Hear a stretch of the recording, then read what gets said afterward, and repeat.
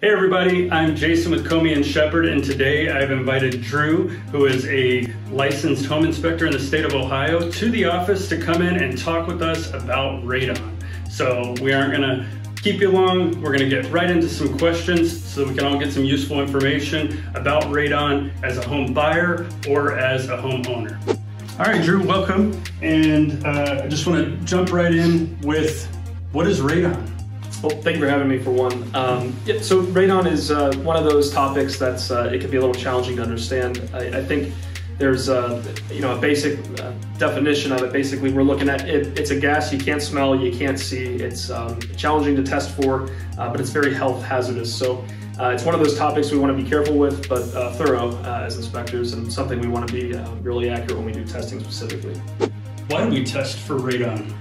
Well, one of the biggest issues as a health concern is that it really is one of those overexposure pieces where too much exposure, if you will, it does cause a health concern. I mean, there's a lot of studies that go into, in zones in the US, you'll see these maps. You can find these on the EPA's website, but basically it's important to test because there's not really any consolidation of hot spots. It's very random, it depends on the house, there's a lot of factors involved. So you want to be careful when we go through a should I do this or should I not kind of scenario. But rest assured there's answers to these questions and ways to test for it that are pretty quick.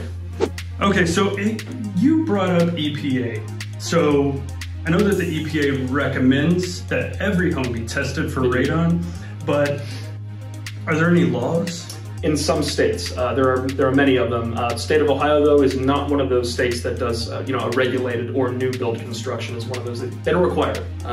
It's always recommended. They will you'll have that. It's something that is always recommended in every home transaction of any, residence, but not in the state of Ohio. It's not something that is mandated. You don't have to.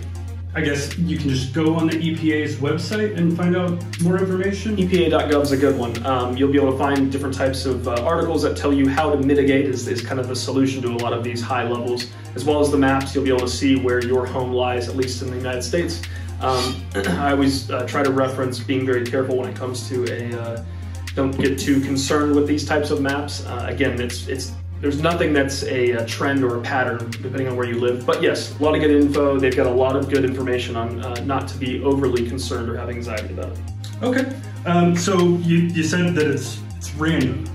So your neighbor on the left could have high radon, neighbor on the right could have high radon, and you may not have high radon. Doesn't mean you do in the middle. No, it's testing is the only way to find out. Correct.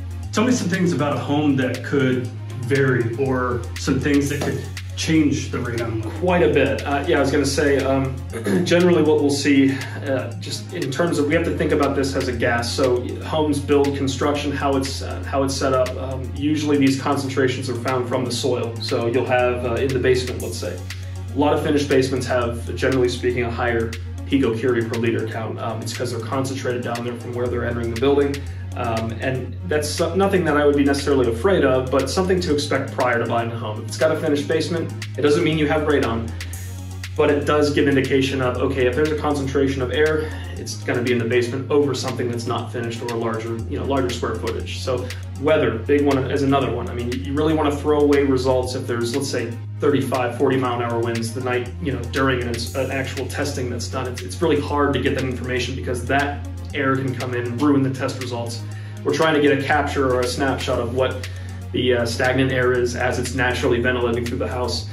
You want to make sure the equipment's actually accurate, but that you have the right conditions, let's say, in the house for it not to become a skewed result. If somebody's putting their house on the market and right before it goes on the market, they open up all the windows and air the house out, it could change the radon level. So that's not something that I took into consideration prior to this, so that is good to know. Yeah, this is a part of it actually. Just very quickly, you want to, this would ruin the results. We would want to have this would be called open house conditions, or open home conditions, however you want to word it. We want to make sure that these are accurate. They can really have lower readings than if you were to have none. So it's really good to have that type of knowledge, especially if it's something that we're looking at as a potential, this is the dream home kind of thing. Just right. Make sure. Okay. But your inspector should know how to, should have all this knowledge. Let's say you do have the inspection, you get the radon test and it comes back high. What do you do? Don't freak out. And there's no concern in regards to the house needs to be demolished or anything like that. The mitigation is what the answer is to these questions, and really what we found is 99% of mitigation systems, whether they're active or passive, a lot of stuff that goes into who looks at the house and figures out what the best course of action is. They're not horribly expensive, but they're always or usually successful. I can't say 100%, but 99% of mitigations that are performed, whether they're, again, passive is usually the one that's done for new construction, or an active mitigation system, one with a fan. You may have seen it, but they're very beneficial. They help quite a bit, and it's usually pretty, in terms of the number, it lowers it quite a bit. I mean, we see under what the action level is quite often, even if it's double or 50% or 100% above what the EPA recommends testing. There's a lot of reduced concentration you can get with just a mitigation system if it's done correctly. Awesome, great to know, and good to know that it's not something that's just going to completely wipe out your dream of owning a home, right? Because it has radon. Okay, everybody, well, hopefully you got some good information about radon and what to expect when buying a home and what to do when you get the results of your radon test. I just want to say thank you to Drew for taking the time to come out to the office and help us with our level of knowledge on radon. Well, I can help. I appreciate the opportunity, and thank you for having me. Awesome, thank you. And thank you for tuning in. If you have any questions or comments, drop them below.